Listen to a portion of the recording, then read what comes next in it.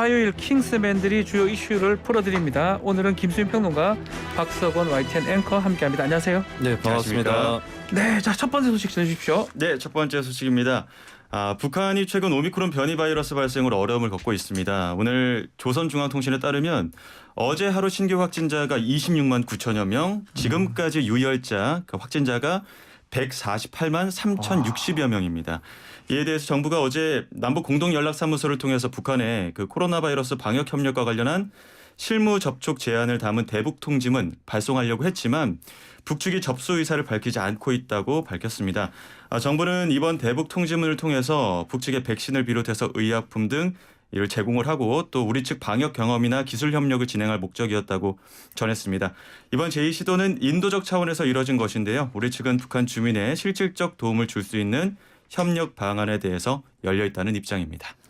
자, 이 발열자, 유혈자라고 하나요? 발열자가 이 상당히 많이 늘어나고 있어요. 이게 확진자하고 구별되는 개념이긴 한데 네. 이 정도면 심각하다고 봐야 될 것 같지 않습니까? 이미 김정은 위원장이 대동란이라고 규정을 했고 CNN에서도 북한의 코로나19 발병은 건국 이래 최대 혼란이다. 북한 건국 이래. 네네. CNN 평가고 그리고 불투명한 체제의 특성을 감안하다면 실제 상황은 더욱 심각할 거다라고 하는 거고 또 주민 대부분 절대 다수겠죠. 백신을 맞지 못했기 때문에 상황이 더욱 심각하다고 볼 수 있겠습니다. 그리고 평양 한 군데만 따져도 심각한 게 14일 기준입니다. 네. 북한 전역의 유증상자가 22만 명 정도인데 평양이 8만 3천 명 정도예요. 38.2%가 평양에서 나왔고 평양의 대규모 열병식이라든지 이런 행사들이 또 악영향을 끼친 게 아닌가 그렇게 보여집니다. 좀 BBC가 또 그 탈북자 말 인용해서 보도한 내용이 있는데 지금 상황이 수액을 맥주병에 담고 또 주사바늘 녹슬 때까지 쓴다 이런 말을 사실 확인은 필요하겠지만 지금 외신은 지금 탈북자 말 인용해서 보도한 바도 있습니다. 그렇죠. 심각한 상황인데 북한이 그러면 중국한테 지금 방역 협력을 요청한 그런 상황인가요? 네, 중국 외교부 대변인이 북한으로부터 방역 지원을 요청받았다라고 하는 거에 대해서 이제 구체적인 정보는 없다라고 말을 아끼긴 했는데 근데 거기에 덧붙인 말이 있어요. 중국과 북한은 위기 때 서로 돕는 훌륭한 전통이 있다. 이것은 간접적으로 그 관련 논의가 이뤄지고 있다는 해석을 인정한 게 아닌가. 이렇게 보여지고요. 그래서 이제 나오는 얘기가 해열제 진통제라든지 진단 키트 이런 것들 지원이 논의되고 있을 거다. 이런 얘기가 나오고 그러면 중국이 의료 인력까지도 파견할 거냐. 근데 이 부분은 좀 가능성이 낮다라고 합니다. 그러니까 중국도 지금 상황이 심각한 그런 수준이기 때문에 북한으로 파견하는 것은 부담이 될 것 같고요. 다만 이제 백신은 일찍이 이제 북한에서도 됐어요 하고 이제 좀 거절을 한 적이 있는데 근데 이번에 상황이 워낙 심각하기 때문에 중국 백신이 북한으로 건너가느냐 이게 좀 갈림길인 것 같습니다. 그 대북 통지문 답이 없었다는 거는 우리보다는 일단 중국 도움 받겠다 이런 뜻으로 해석해야 됩니까? 어떻습니까?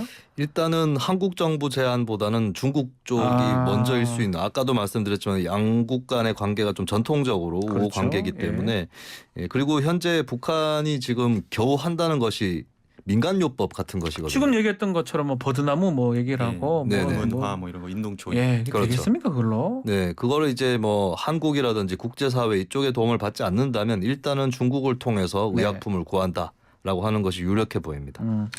만약에 늦게라도 북측에서 우리 제의를 받아들인다면 이 실무 접촉이 진짜 정말 오랜만에 이루어지는 거라고 봐야 될 것 같은데요. 그렇죠. 이게 실무 접촉이 대변 협의까지 이루어진다면은 문재인 정부 시절에 2018년 12월 14일 그때 이후로 처음입니다. 그때는 그 남북 체육 분과 회담이 이루어졌었는데 상황 설명 좀 드리자면 개성 남북 공동 연락사무소에서 해당 협의 개최됐는데 우리 정부가 12월 7일 날 대북 통지문 통해서 제의했고 바로 다음 날 북측에서 답이 왔습니다. 그러면서 이 제의가 수용이 되면서 성사가 됐는데 이런 그 측면에서 본다면은 아직까지 답이 없는 거는 조금 의외가 아닌가.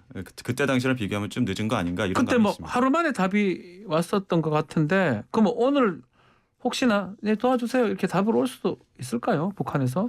현재로서는 가능성이 높진 않은데 근데 전혀 방법이 없는 건 아닙니다. 왜냐하면 너무 어려우니까 우리 뭐 네. 키트도 많고 뭐 백신도 많잖아요. 네네. 예.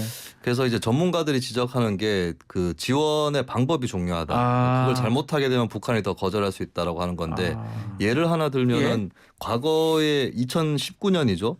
5만 톤 정도 쌀을 네. 한국 정부에서 보내려고 했는데 북한에서 거부를 했었거든요. 네. 근데 그 전에 보면 2000년부터 2007년 사이에 매년 4-50만 톤 정도의 쌀과 옥수수를 보냈어요.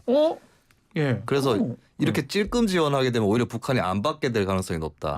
하는 김에 좀 통 크게 지원을 해야 북한이 어느 정도 자존심을 유지하면서 그렇게 받을 수 있다라고 하는 것들을 좀 전문가들이 지적을 하고 있습니다. 그래서 이런 지원의 노하우라는 게 있겠죠. 그런 것들을 좀 충분히 숙지를 해서 정부에서 시도를 한다면 아주 불가능한 것은 아니다라고 하는 것이죠. 자, 이런 가운데 어제 윤석열 대통령 시정연설 중에 북한에 대한 메시지도 전했습니다. 어떤 내용입니까? 어제 첫 시정연설 가졌는데 이 자리에서 윤 대통령 그러니까 우리는 코로나 위협에 노출된 북한 주민에게 필요한 지원을 아끼지 않아야 한다 이렇게 말하면서 인도적 지원에 대해서는 남북관계 정치 군사적 고려 없이 언제든 열어놓겠다 이런 뜻을 여러 차례 밝혀왔다고 강조를 했습니다. 근데 좀 눈에 띄는 점이 이에 대해서 북한이 연일 지금 비난 공세를 이어가고 있거든요. 그 대외 선전 매체인 우리 민족끼리는 지금 윤석열 정부 향해서 전 대통령 이명박의 사환꾼들 뭐 이런 이야기도 하고 또 망한 민국 이렇게 거센 발언을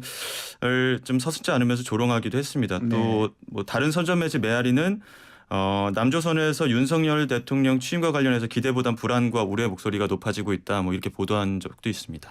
우리 정부가 대북 접촉을 이렇게 시도하는데 이렇게 자꾸 우리 정부를 비난하는 것. 북한의 의도는 뭡니까?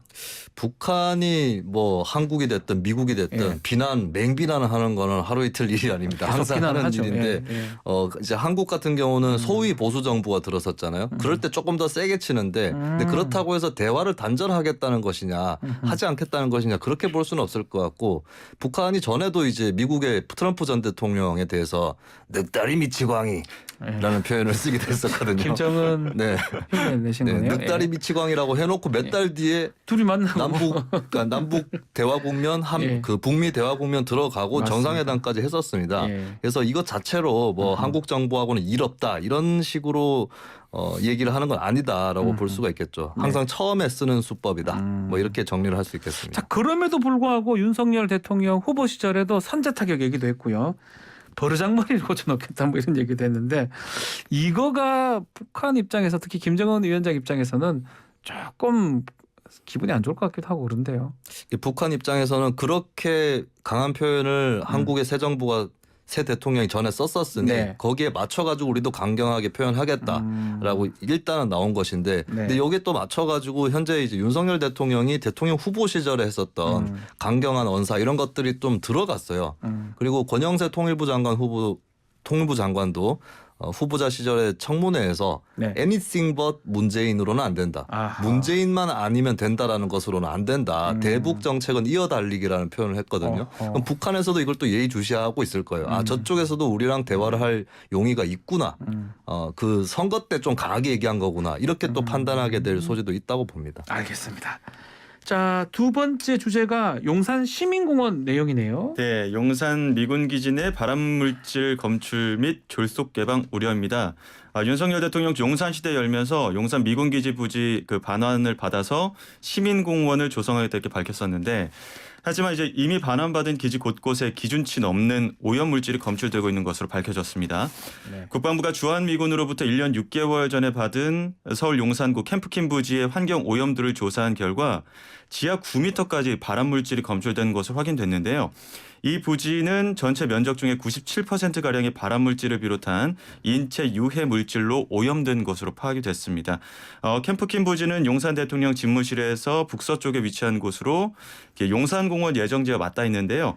시민공원 조성 과정에서 아마 발암물질 검출 가능성이 제기되고 있어서 지금 우려가 커지는 상황입니다. 자, 시민공원. 시민들이 지금 가야 되는 상황인데 안전이 중요하잖아요. 9월 달이면 진짜 얼마 안 남았는데 이거 좀 문제가 있는 거 아닙니까? 졸속 개방 우려도 있는 것 같아요. 네, 일단은 이제 이게 토지 정화부터 필요한 부분이 있는데 이 토지 정화에 대해서도 이 방법이 있긴 하지만 굉장히 비용이 많이 들 것으로 보이거든요. 예를 들면은 첨가제를 함유한 물 이런 거를 토양이나 지하에 주입을 해가지고 침출 처리를 한다거나 또 굴착을 해서 세척을 한다거나 이런 방법들이 필요한데 여기에 대해서 비용 추산도 어렵지만 이 비용을 누가 분담할 거냐. 그게 가장 문제 같긴 한데요. 한국하고 미국하고 어느 쪽이 어떻게 분담할 거냐 아직 정해진 바가 없습니다. 그래서 이게 안전을 위한 어떤 최소한의 조치 이런 것을 할 수 있는 비용 누가 될 거냐 이 문제도 아직 안 풀리고 있는 그런 상황인 거죠. 서로 비용 부담하고 싶지 않겠죠. 뭐 그런 상황에서 예컨대 만약에 이렇게 9월이나 이렇게 정해놓고 빨리 개방을 하겠다라고 하면 우리 협상력이 떨어질 수밖에 없지 않나요? 네, 일단 미국이 오염 정화의 책임을 분명하게 인정을 하지 않고 있거든요. 아직까지 그런 상황이죠. 그렇습니다. 이게 소파 협정을 신설할 때 환경조항 신설을 했는데도 불구하고 그런 상황이고요.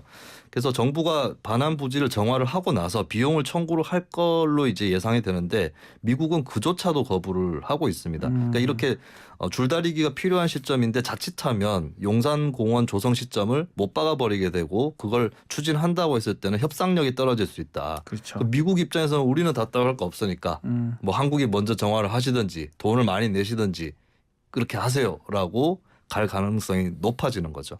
이 질문 제가 김수평이 들은 게 맞는지 모르겠는데 돈 많이 드나요 이거 병합이요? 이 비용 추산 자체가 아직 어렵다고 하는데 상당히 천문학적 숫자겠죠 아마도. 그러니까 토양 밑에 오염돼 있는 것들을 뭐 물을 주입한다거나 굴착해서 세척해야 되고 그리고 이제 비용도 비용인데 또 추가로 나타나는 2차 오염이 굴착을 할 때에 그렇죠. 비산먼지, 소음, 또 굴착 배수 이런 것들 또 나오는 것도 우려가 되는 거죠. 다른데 이제 그 인천 부평 캠프마켓의 경우가 221만 제곱미터 정화하는데 2년 동안 840억 들었다고 합니다.